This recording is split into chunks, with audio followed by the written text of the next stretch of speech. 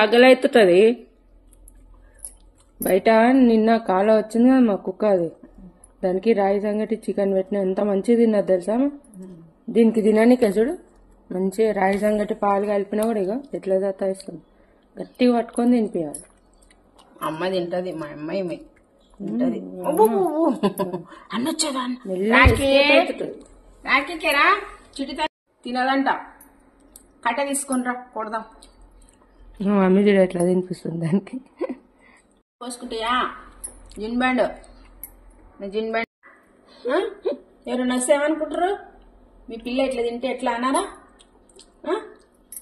మీ 4 కాళ్ళ పిల్ల ఇట్లా తింటది అబ్బా అని ఎచ్చుడు పెడతారు. ఓ బంగారు, నా బంగారమ్మా, నా బంగారు తల్లిగిమే, నా బుంజులు, నా చిన్న బుంజులు.